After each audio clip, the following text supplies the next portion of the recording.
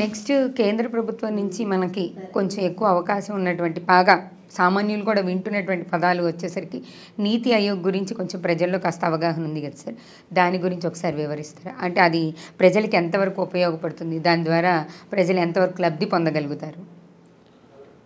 ఇది మంచి ప్రశ్న మేడం. యాక్చువల్గా ఇది గతంలో గవర్నమెంట్ ఆఫ్ ఇండియా రకరకాల ప్రభుత్వాలు మారుతున్న కొద్దీ అనేక రకాల ప్రణాళిక ప్లానింగ్స్ చేయడం జరుగుతుంది. ఎందుకంటే ఏ రాష్ట్రానికైనా, ఇప్పుడు కేంద్ర ప్రభుత్వానికైనా, కొన్ని కంపెనీస్కైనా, కొన్ని రకరకాల ఇండస్ట్రీస్ పెట్టే వాళ్ళకైనా ఒక బడ్జెట్ ప్రణాళిక అనేది ఉంటుంది. ఆ ప్రణాళిక అమలు చేయడానికి దానికంటూ ప్రభుత్వంలో ప్రతి వార్షికంగా ఒక బడ్జెట్ సమావేశాలు పెట్టడము, ఒక ప్లానింగ్ చేయడము, ఆ అమలు చేయడానికి కావాల్సిన కార్యనిర్వాహక సమావేశాలు పెట్టుకొని వాళ్ళు ఒక టీం తోటి అమలు చేయడం జరుగుతుంది. అలా అమలు చేసే కార్యక్రమంలో భాగంగా గతంలో పంచవర్ష ప్రణాళికలు అమలు జరుగుతుండేది. పంచవర్ష ప్రణాళికలు కాలం ఇప్పుడు చెల్లిపోయింది. ఎందుకంటే ఒక 5 సంవత్సరాలు ఒకసారి చేసుకొని ఒక విజన్ మిషన్ తోటి ఒక 10 సంవత్సరాల్లో గవర్నమెంట్ ఆఫ్ ఇండియా డెవలప్ చేయాలి, లేకపోతే ఈ స్టేట్లో ఈ కార్యక్రమం అమలు చేయాలి అనే ఒక విజన్ మిషన్ తోటి కొన్ని కార్యక్రమాలు ఏర్పాటు చేయడం జరిగింది. అలాంటి విజన్ మిషన్ తోటి కార్యక్రమాలు చేసే సంస్థలు ముఖ్యంగా ఇవాళ భారతదేశమే కాదు ప్రపంచం మొత్తం మీద కూడా స్వచ్ఛంద సేవా సంస్థలు అనేక రకాల కార్యక్రమాల మీద భాగస్వామ్యమై ఉండి పనిచేస్తున్నాయి. ఒక్కొక్కరు ఒక రకమైన సర్వీసెస్ ఇస్తారు. మనం అనుకుంటాం ఎక్కడో పట్టణ ప్రాంతాలు, లేకపోతే గ్రామీణ ప్రాంతాలు, ఎక్కడో మారుమూల ప్రాంతము, వెనుకబడిన ప్రాంతమో పనిచేస్తాయి స్వచ్ఛంద సేవా సంస్థలు అనుకుంటాం. అది తప్పు. ఎందుకు అంటే అమెరికాలో కూడా స్వచ్ఛంద సేవా సంస్థలు పనిచేస్తున్నాయి, అనేక రంగాలుగా పనిచేస్తున్నాయి. అలా పనిచేస్తున్నప్పుడు భారత ప్రభుత్వం కూడా ఇలాంటి కార్యక్రమాలను తీసుకురావాలని ఒక మంచి ఉద్దేశంతో ఇలా పాత పద్ధతి పంచవర్ష ప్రణాళికలే కాకుండా భవిష్యత్తు ఒక విజన్ మిషన్ తోటి ఆలోచన చేసి కేంద్ర ప్రభుత్వం 2015లో ఒక నీతి ఆయోగ్ అనే ఒక చట్టాన్ని తీసుకొస్తూ నీతి ఆయోగ్ అనే ఒక సంస్థని ఏర్పాటు చేయడం జరిగింది. ఈ నీతి ఆయోగ్లో ముఖ్యంగా ప్రణాళికలు చాలా పకడ్బందీగా అమలు చేయడానికి ఒక విజన్ మిషన్ తోటి ఈ 2030 వరకు ఈ కార్యక్రమాలు పూర్తి చేయాలి అంటే ఒక 17 రకాల సూత్రాలు పంచవర్ష ప్రణాళికలు ఎలా అయితే 5 సంవత్సరాలకు ఒకసారి ప్రణాళిక చేయబడిందో అలాంటి ప్రణాళికలే ముఖ్యంగా ఒక విజన్ మిషన్ తోటి అనేక కార్యక్రమాలు.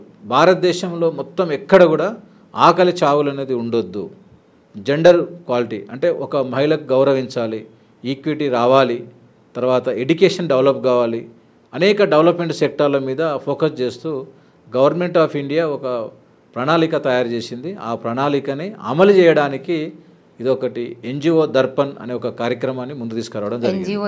ఎన్జిఓ దర్పణ్ అంటే ఇది నీతి ఆయోగ్లో ఒక భాగం. ఎందుకు అంటే ప్రభుత్వమే ఒక జీవో ఎన్జిఓ అనే ఒక యాక్ట్ ఉంది. దాంట్లో ఏం చెప్తుంది అంటే ప్రభుత్వం ఒక 100 రకాల కార్యక్రమాలు చేయాల్సి వచ్చినప్పుడు ఖచ్చితంగా అందులో ఒక 20% ఒక 20 రకాల పనులు ఇటు స్వచ్ఛంద సేవా సంస్థల ద్వారా కూడా పనిచేయాలని ఒక నియమము, ఒక గైడ్లైన్స్ జీవో ఎన్జిఓ ఒక యాక్ట్ అనేది ఏర్పరచడం జరిగింది. అందులో భాగంగా గవర్నమెంట్ ఆఫ్ ఇండియా అన్ని మినిస్ట్రీస్లో దాదాపుగా కేంద్ర ప్రభుత్వం ఎట్లయితే అమలు చేస్తుందో అలా అమలు చేస్తున్న ప్రతి కార్యక్రమాన్ని స్వచ్ఛంద సేవా సంస్థని కూడా భాగస్వామ్యం చేస్తూ ఎన్జిఓ దర్పణ్ అనే ఒక దాన్ని వెబ్సైట్ని డెవలప్ చేస్తూ అందులో కూడా స్వచ్ఛంద సేవా సంస్థలని భాగస్వామ్యం చేయడం జరిగింది. మరి ముఖ్యంగా ఏం చేస్తారు, దీనివల్ల ఎవరికి ఉపయోగము, ఎవరి ద్వారా ఈ కార్యక్రమాలు జరుగుతాయి అనుకుంటే ఎక్కడైతే ఫౌండేషన్స్ కానీ, సేవా సంస్థలు, ట్రస్టులు కానీ, తర్వాత సొసైటీలు కానీ, సెక్షన్ 8 కంపెనీస్ కానీ ఇలాంటి వాళ్ళు ఎవరైతే నిర్మాణం చేసుకుంటారో, ఉదాహరణ నేను ఒక మిత్రా ఫౌండేషన్ ఏర్పరచుకుంటే నేను ఏర్పాటు చేసుకున్న రిజిస్ట్రేషన్కి ఒక ముందు లక్ష్యాలు రాసుకున్నాను. నాకంటూ ఒక విజన్, నాకంటూ ఒక మిషన్, నేను ఏ సంవత్సరం వరకు ఏం చేయగలుగుతా అనేది చాలా క్లియర్గా నేను ఏర్పరచుకున్నా. నాతో పాటు ఒక టీంని, ఒక బృందాన్ని ఏర్పాటు చేసుకున్నాను నేను. అంటే ఎవరు ఏ క్వాలిటీ వర్క్స్ ఉన్న పర్సన్స్ని ఎవరు చేస్తారు, ఎందుకంటే నా లక్ష్యం అది. ఎట్లయితే ప్రభుత్వానికి ఒక లక్ష్యం ఉండి ఒక విజన్ ఉండి ముందుకు పోతుందో మేము కూడా మా మిత్రా ఫౌండేషన్ ఒక లక్ష్యం కోసం పనిచేయడం జరుగుతుంది. అలాంటి లక్ష్యాలు ఏర్పాటు చేసుకున్న వ్యక్తులని, సమూహాన్ని, ఇన్స్టిట్యూషన్స్ని డెవలప్ చేసుకోవడం జరిగింది. ఎక్కడైనా వ్యక్తి అండ్ ఒక ఇన్స్టిట్యూషన్ అంటే ఒక పేపర్ అంతా ఏం పనిచేయదు. పేపర్ అనేది ఒక మనం ఏర్పాటు చేసుకున్న నిర్మాణం, దాని వెనకాల ఉన్న వ్యక్తుల నిర్మాణం ఎవరైతే ఉంటారో అలా వ్యక్తుల నిర్మాణమైన కార్యక్రమాలు ప్లాన్ చేసుకుని ముందుకు పోవడానికి, ఒక మనం అనుకున్న లక్ష్యాలు చేరడానికి అవి అద్భుతంగా పనిచేయడం జరుగుతుంది. అలాంటి అద్భుతమే ఇదొక ఎన్జిఓ దర్పణ్. ఎన్జిఓ దర్పణ్లో అన్ని మినిస్ట్రీస్ని భాగస్వామ్యం చేయడం జరిగింది. కేంద్ర ప్రభుత్వంలో ఉన్న ఉదాహరణకు ఇప్పుడు మహిళా శిశు సంక్షేమ శాఖ కావచ్చు, గిరిజన సంక్షేమ కావచ్చు, గ్రామీణ అభివృద్ధి కావచ్చు, social and science and technology కావచ్చు, ఎంఎస్ఎంఈ కావచ్చు, ఇట్లా చెప్పుకుంటూ పోతే ఆ రోజు స్టార్టింగ్లో చాలామంది అందులో నమోదు చేసుకోలేదు, మెంబర్షిప్ రాలేదు. మేము 2015లో ఎన్జిఓ దర్పణ్ నీతి ఆయోగ్ ఏర్పడితే నేను 2016లో మెంబర్షిప్ తీసుకున్నా గవర్నమెంట్ ఆఫ్ ఇండియాలో. మనకు అఫీషియల్గా సర్టిఫికేట్ ఉంటుంది, మనకు ఒక ఆధార్ కార్డు, ఇండివిజువల్ పర్సన్కి ఆధార్ కార్డు నెంబర్ ఎట్లా ఉంటుందో అట్లా మా మిత్ర ఫౌండేషన్ కూడా గవర్నమెంట్ ఆఫ్ ఇండియా గుర్తించిన ఒక రిజిస్టర్ కాబడిన సర్టిఫికేట్ నెంబర్ కూడా దాన్ని మనం ఎన్జిఓ దర్పణ్ ఐడి అంటాం. అది మనం కలిగి ఉన్నాం ఈరోజు. ఎన్జిఓ దర్పణ్ ఐడిలో మనకు ఆ వెబ్సైట్లో దాని యొక్క ఐడి, పాస్వర్డ్ కూడా మనం పొందుకోవడం జరిగింది. దానివల్ల లాభం ఏంది, అసలు దాన్ని పొందడం ఎలా అనేది చాలా మందికి అవగాహన లేదు. ఎవరైతే ట్రస్టులు కానీ, సొసైటీలు కానీ, సెక్షన్ 8 కంపెనీస్ కానీ, ఈవెన్ ఎఫ్పిఓస్ కానీ ఏర్పరచుకుర్రో వాళ్ళు ముందు మన భారతదేశంలో ఒక ఆధార్ కార్డు లేకపోతే ఎలా అయితే గుర్తింపు ఉండదో అలానే అలాంటి నిర్మాణమైన స్వచ్ఛంద సేవా సంస్థలు కావచ్చు, ట్రస్టులు కావచ్చు, మ్యాక్స్లు కావచ్చు, ఇవన్నిటికి కూడా గ్రాంట్ ఇవ్వడానికి అదొక ఐడి అవసరం ప్రభుత్వానికి. దాన్నే మనం ఎన్జిఓ దర్పణ్ ఐడి అంటాం. అది రిజిస్ట్రేషన్ చేసుకోవడానికి మన registration certificate, pan, bank account, ఎవరైతే ఇందులో మన సభ్యులు ఉంటారో ఆ అందరి మెంబర్స్ని డాక్యుమెంట్స్ అన్నీ మనం ఆన్లైన్లో అప్లోడ్ చేస్తే అవన్నీ పరిశీలిస్తుంది ప్రభుత్వం. అక్కడ ఉండే ఎన్జిఓ దర్పణ్ అధికారులు పరిశీలించి దీనికి ఎక్కడ కార్యాలయం ఏముండయి, ఢిల్లీ మాత్రమే ఉంటుంది, కేంద్ర ప్రభుత్వం ఇక్కడ రాష్ట్రాల్లో ఎక్కడ కార్యాలయం ఉండయి, కాకపోతే వాటికి సంబంధించిన అధికారులు పనిచేస్తుంటారు. వాటిని పరిశీలించి మన మెయిల్కు దాని యొక్క ఎన్జిఓ దర్పణ్ ఐడి పాస్వర్డ్ రావడం జరుగుతుంది. అలా వచ్చిన ఐడి పాస్వర్డ్ని తీసుకొని మళ్ళీ మినిస్ట్రీ వైజ్గా, ఉదాహరణకు నేను ట్రైబల్లో పనిచేస్తున్నా అంటే ట్రైబల్ మినిస్ట్రీలో ఐడి క్రియేట్ చేసుకుంటా, దానికి మళ్ళీ కొన్ని డాక్యుమెంట్స్ ఇవ్వాల్సి ఉంటుంది. అందులో మీరు ఏం సర్వీస్ ఇస్తుర్రు, ఎలాంటి సర్వీస్ ఇస్తుర్రు, మొత్తం ఆ మినిస్ట్రీకి సంబంధించిన పథకాలు అన్ని లిస్ట్ ఉంటాయి. మనం ఏ పథకానికి కావాలంటే ఆ పథకాన్ని టిక్ పెట్టుకుని మనం అప్లై చేసుకుంటే మనకు వాళ్ళు గ్రాంట్ ఇవ్వడం జరుగుతుంది. అలా బెనిఫిషరీకి లబ్ధి పొందడానికి మనం ఒక ప్లాట్ఫారం వేదిక ఇది ఒక మంచి ఎన్జిఓ దర్పణ్ అనేది ఒక మంచి అద్భుతమైన ప్లాట్ఫారం ఇది. ఈ ప్లాట్ఫారం ద్వారా ఎవరైనా, అంటే దీనికి ముఖ్యంగా ఏంటంటే ఇంగ్లీష్ పరిజ్ఞానం ఉండాలి, కంప్యూటర్ పరిజ్ఞానం ఉండాలి, దాంతోపాటు వాటికి కావాల్సిన డిపిఆర్స్ రాయడానికి కావాల్సిన పరిజ్ఞానం ఉండాలి. వాటిని రిజిస్టర్ చేసుకుంటే మనం అందులో నుంచి కనుక డాక్యుమెంట్స్ అడ్మిషన్ చేస్తే ఇవాళ government of India bank account open చేయాలంటే కూడా మీకు ఫస్ట్ ఎన్జిఓ దర్పణ్ ఐడి ఉందని అడుగుతుంది. ఒకప్పుడు అడగలే, ఇప్పుడు మనం బ్యాంక్ అకౌంట్కి పోయి కొత్త బ్యాంక్ అకౌంట్ కావాలంటే మీకు పాన్ కార్డు ఉందా, ఆధార్ కార్డు ఉందా ఎట్లా అడుగుతున్నారో అట్లా ప్రతి ఒక్క సంస్థకు కూడా గతంలో తెలియక అన్ని ఇచ్చేసారు. ఇప్పుడు కూడా మళ్ళీ అడుగుతారు, ఎందుకంటే మనం ఏ గ్రాంట్ కింద నిధులు ఎక్కడ పోతున్నాయి గవర్నమెంట్ కూడా తెలవాలి. కాబట్టి అలాంటి డాక్యుమెంట్స్ వచ్చినప్పుడు మనకు ఆ స్వచ్ఛంద సేవా సంస్థలకు, కంపెనీస్కి 1280G అని, సిఎస్ఆర్ అని, ఎఫ్సిఆర్ఏ అని, 35AC అని ఇలా రకరకాల డాక్యుమెంట్స్ అవసరం పడుతుంది. ఏదన్నా ఫుడ్ ప్రోడక్ట్ ఎక్స్పోర్ట్ చేయాలంటే ఇంపోర్ట్ ఎక్స్పోర్ట్ లైసెన్సు, అపేడల్ లైసెన్సు, ఇట్లాంటి లైసెన్సులు అన్నీ మనం తీసుకొని పెట్టుకున్నప్పుడు మనం ఆ వెబ్సైట్లోకి వెళ్ళి మన దగ్గర ఉన్నటువంటి డాక్యుమెంట్ ప్రకారంగా మనం అన్నీ నీట్గా స్కాన్ చేసి పెట్టుకొని ఆ డాక్యుమెంట్స్ అన్ని పీడిఎఫ్లో పెట్టుకుంటే మనం వాళ్ళు అడిగిన పథకాన్ని కనుక ఆన్లైన్లో అప్లై చేస్తే అది వెరిఫై చేస్తారు అక్కడ ఉండే అధికారులు.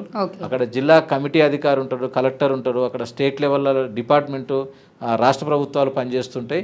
రాష్ట్ర ప్రభుత్వాలు ఇక్కడ నుంచి కేంద్ర ప్రభుత్వానికి ఫార్వర్డ్ చేస్తాయి ఈ అప్లికేషన్స్ని. ఎవరైనా ఎన్జిఓలు అప్లై చేసుకోవచ్చు.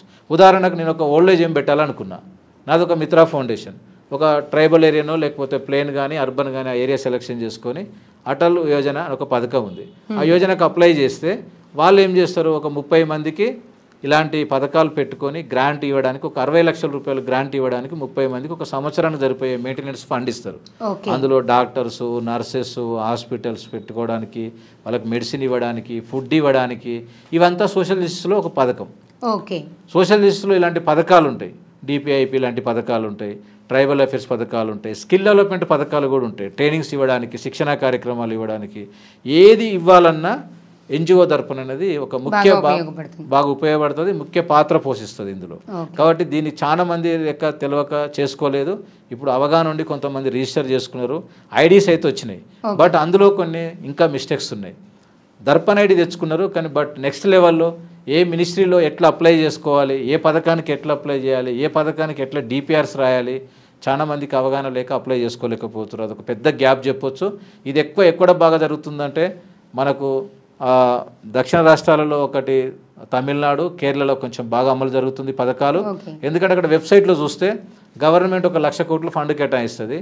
ఏ రాష్ట్రానికి ఎన్ని అప్లికేషన్లు వచ్చినాయి, ఏ రాష్ట్రం నుంచి వచ్చిన అప్లికేషన్లు ఎన్ని ప్రాసెస్ అయినాయి, ఎన్ని శాంక్షన్ అయినాయి, ఎంత రిలీజ్ అయింది, అనే ఒక పర్సెంటేజ్ చూసినప్పుడు మన 2 తెలుగు రాష్ట్రాలు చాలా వెనుకబడినాయి అని చెప్పొచ్చు ఎన్జిఓ ఎన్జిఓ దర్పణలో. ఎందుకంటే అక్కడ ఫండ్ ఉంది ఎక్కువ, గుజరాత్కు లేకపోతే మహారాష్ట్రకు లేకపోతే మధ్యప్రదేశ్కు, ఉత్తరప్రదేశ్కు, కర్ణాటకకు, లేకపోతే తమిళనాడుకు, లేక కేరళకు, ఈ రాష్ట్రాలకు పోతున్నాయి. అంటే మన 2 రాష్ట్రాల్లో వీటి మీద అవగాహన లేకపోవడం, అవగాహన లోపం అనేది కనిపిస్తోంది. అవగాహన లేకపోవడం ఒక పార్ట్ అయితే, అవగాహన లోపంతో పాటు దాని మీద పనిచేసే పరిజ్ఞానం పర్ఫెక్ట్ అయిన పర్సన్స్ లేకపోవడం కూడా అది. ఎందుకంటే ఈ మధ్యన నేను చాలామంది పిహెచ్డి లెవెల్ క్వాలిఫైడ్ పర్సన్స్ నేను 1 సంవత్సరం 2 సంవత్సరాలు ఎంగేజ్ చేసి వర్కప్ చెప్పిన, బట్ దాని మీద వాళ్ళకి ఫ్యాషన్ ఉండాలి, దాని మీద రాయడం రావాలి వాళ్ళకు, ఎందుకంటే అది ఆ ప్రాజెక్ట్ అప్లై చేయడం కూడా రావాలి. అలాంటి పిల్లలు కనుక ఎడ్యుకేషన్ మంచిగా ఉండి కంప్యూటర్ నాలెడ్జ్ ఉండి వస్తే అప్లై చేస్తే ఒక ప్రాసెస్ అవుతుంది. మనం అసలు గవర్నమెంట్కి దరఖాస్తే పెట్టకపోతే ఎట్లా గవర్నమెంట్ ఇస్తుంది మనకు? కాబట్టి ఆ దరఖాస్తులు చేయడం కూడా ఆన్లైన్ అప్లికేషన్ చేయడం ప్రాసెస్ వస్తే కనుక అద్భుతమైన ప్రాజెక్ట్ అది. ఇలాంటి అనేక ఎఫ్పిఓలకు, కంపెనీస్ వాళ్ళకు, మ్యాక్స్లు పెట్టుకున్న ఎస్హెచ్జి వాళ్ళకు కానీ, ఎన్జిఓస్ కానీ, సొసైటీలకు కానీ, ట్రస్టులకు కానీ చాలామందికి ఈ పథకాలు ఉపయోగపడతాయి. ఎందుకంటే దాంట్లోనే మీకు చాలా క్లియర్గా గైడ్లైన్స్ ఇస్తాడు, ఎలిజిబిలిటీ క్రైటీరియా ఇస్తాడు, అప్లికేషన్ ఫార్మేట్ ఇస్తాడు, ఇంక్లూడింగ్ కవరింగ్ లెటర్తో సహా కూడా రెడీగా ఉంది.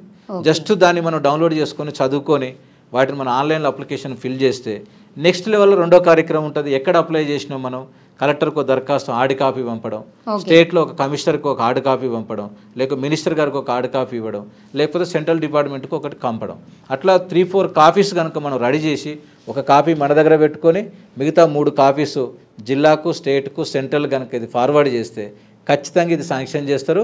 ఈ రకంగా చేసిన వాటిని అనేక పథకాల రూపంలో అనేక మినిస్ట్రీస్ నుంచి, అనేక కేంద్ర ప్రభుత్వంలో ఉన్న మంత్రిత్వ శాఖల ద్వారా అనేక పథకాలని మనం అప్లై చేసి తెచ్చుకోవడానికి ఇది ఒక ఎన్జిఓ దర్పణ్ చాలా ముఖ్య పాత్ర పోషిస్తుంది. కాబట్టి ఈ పంచవర్గ ప్రణాళికలో మనం ఎట్లయితే ఏర్పాటు చేసుకున్నప్పుడు ఈ నీతి ఆయోగ్ని సద్వినియోగం చేసుకోలేకపోతున్నాం. ఈ నీతి ఆయోగం సంబంధించిన రాష్ట్ర ప్రభుత్వాల ముఖ్యమంత్రులు మెంబర్లో ఉంటారు, రాష్ట్ర ప్రధాన కార్యదర్శి కూడా మెంబర్లు ఉంటారు, ఆ మీటింగ్లకు హాజరవుతారు. ఎందుకంటే రకరకాల ప్రభుత్వాలు, రకరకాల పార్టీల కారణాలతోటి కేంద్ర ప్రభుత్వం అమలు చేస్తున్న ఈ పథకాలని ఇలా ముఖ్యమంత్రి హాజరు కావడము, రాష్ట్ర ప్రధాన కార్యదర్శి హాజరు కావడంలో లోపం జరిగితే మాత్రం మనం అక్కడ పోయి కొట్లాడకపోవడం, మనం అక్కడ మన స్టేట్ గురించి మనకు రావాల్సిన పథకాల గురించి అడిగే వాళ్ళు లేక కూడా కేంద్ర ప్రభుత్వం పట్టించుకుంటలేదు. నెంబర్ 1 ఒక కారణం. నెంబర్ 2 వచ్చేసి అలా దరఖాస్తే చేయకపోతే వాళ్ళు మనకి ఎలా గ్రాంట్ ఇస్తారు? కాబట్టి దరఖాస్తు చేసుకునే వాళ్ళు కూడా లేరు. కాబట్టి దీని మీద పనిచేయడానికి మంచి పరిజ్ఞానం ఉండి, అవగాహన ఉండి, ఎడ్యుకేషన్ క్వాలిటీ ఉన్న వాళ్ళు కనుక ముందుకు వస్తే వాళ్ళని నేను తయారు చేస్తా, కావాల్సిన పరిజ్ఞానం ఇస్తా, వాళ్ళతో పాటు 10 మందికి సర్వీస్ అందించడానికి కూడా మంచి అవకాశం ఉంది. అందుకని చాలా మందిని అడుగుతున్నా ఎప్పటికప్పుడు ఇలా పనిచేస్తే బాగుంటుంది, ప్రజలకు చాలా మందికి పనిచేయడానికి మనం ఎక్కువ సహాయం చేయడానికి కూడా అవకాశాలు ఎక్కువ ఉంటాయి. కాబట్టి మనం ఈ యొక్క ఎన్జిఓ దర్పణ్ని ఈవెన్ ఎన్జిఓస్ కానీ, ఎఫ్పిఓస్ కానీ, సెక్షన్ 8 కంపెనీస్ కూడా వీటిని సద్వినియోగం చేసుకుంటే మాత్రం మనకు కొన్ని కోట్ల రూపాయల ఫండ్ తేవడానికి అవకాశం ఉంది.